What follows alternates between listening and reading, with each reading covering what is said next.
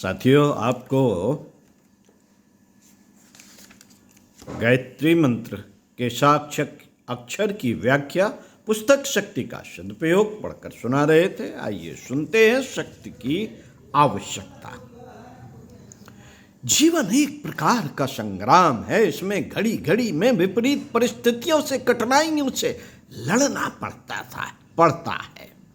मनुष्य को अपरिमित विरोधी तत्वों को पार करते हुए अपनी यात्रा जारी रखनी होती है। दृष्टि उठाकर जिधर भी देखिए उधर ही शत्रुओं से जीवन घिरा हुआ प्रतीत होगा। दुर्बल सबलों का आहार है। दुर्बल सबलों का आहार है। यह एक ऐसा कड़वा सत्य है जिसे लाचार होकर स्वीकार करना ही पड़ता है। छोटी मछली बड़ी मछली को खाती है। बड़े वृक्ष अपना पेट भरने के लिए आसपास अनेक छोटे पौधों की खुराक झपट लेते हैं और वे बेचारे छोटे पौधे मृत्यु के मुख में चले जाते हैं। छोटे कीड़ों को चिड़ियां खा जाती हैं और उन चिड़ियों को बाज आदि चिड़ियां मार खाती हैं। गरीब लोग अमीरों द्वारा, दुर्बल बलवानों द्वारा सताए जाते हैं। इन बातों पर विचार करते हुए हमें इस निर्णय पर पहुंचना होता है कि यदि सबलों का शिकार होने से पहले उनके द्वारा नष्ट किए जाने से अपने को बचाना है तो अपनी दुर्बलता को हटाकर इतनी शक्ति तो कम से कम अवश्य ही संचय करनी चाहिए कि चाहे कोई हो, चाहे कोई यूं ही चट न कर पाए। रोगों के कीटाणु जो इतने छोटे होते हैं कि आंखों से दिखाई ही नहीं पड़ते, हमारे स्वास्थ्य को नष्ट कर डालने और मार डालने के लिए चुपके प्रयत्न करते रहते हैं। हमारे शरीर में उन्हें थोड़ी भी जगह मिल जाए तो बड़ी तीव्र गति से वे हमें बीमारी और मृत्यु की ओर खींच ले जाते हैं। जरा सा मच्छर मलेरिया का उपहार लिए हुए पीछे पीछे फिरता है। मक्खियां हैजा की भेंट लिए तैयार खड़ी हैं। बिजली घर में से खाने पीने की चीजें, बिल्ली घर में से खाने पीने की चीजें चट करने के लिए, चूहा कपड़े काट डालने के लिए, बंदर बर्तन उठा ले जाने के लिए तैयार बैठा है। साथियों, बाजार में निकलिए, दुकानदार खराब माल देने, कम तौलने, दूने पैसे वसूल करने की घात लगाए बैठा है।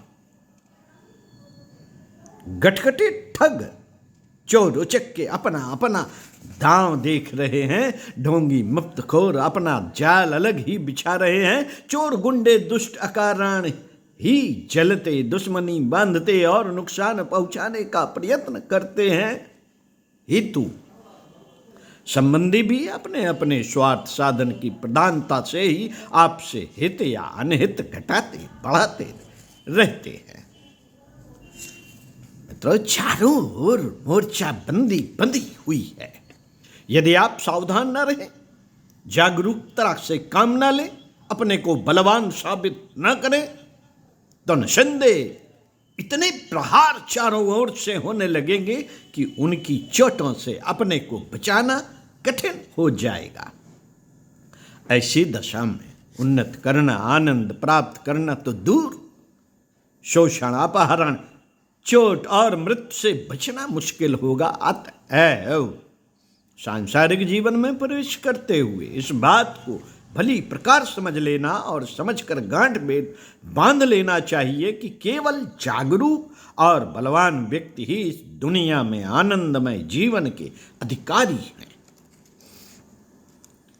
जो निर्बल, आक्रामक और लापरवाह स्वभाव के हैं, वे किसी न किसी प्रकार दूसरों के दाव द्वारा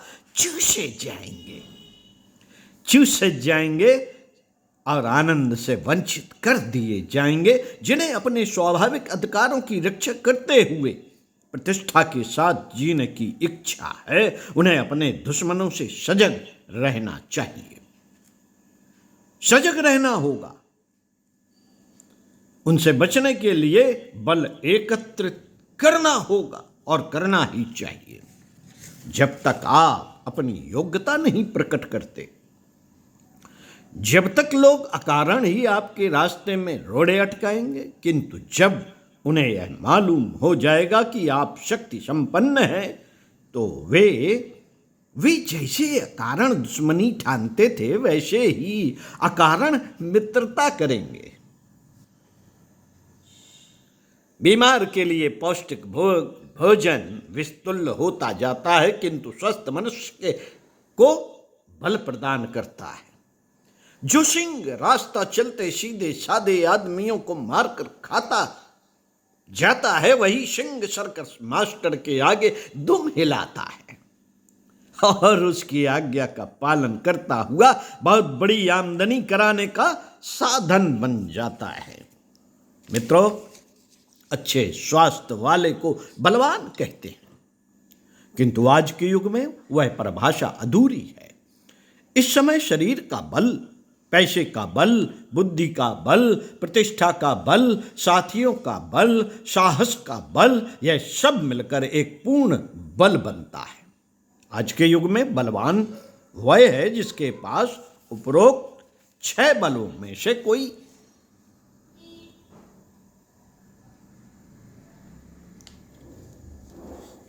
कई बल हो। आप अपने शरीर को बलवान बनाइए,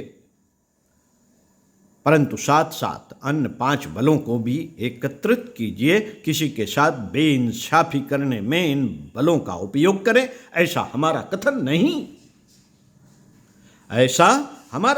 नहीं है। परंतु जब आपको अकारण सताया जा रहा हो तो आत्मरक्षा के लिए यथोचित रीत से इनका प्रयोग भी कीजिए, जिससे शत्रुओं को दुस्साहस न करने की शिक्षा मिले। बलवान बनना पुण्य है, क्योंकि इससे दुष्ट लोगों की कुवृत्तियों पर अंकुश लगता है और दूसरे कई दुर्बलों की रक्षा हो जाती है। तो साथियों, 6 बल कौन कौन से बताए थे, याद होगा आपको? नहीं है यार?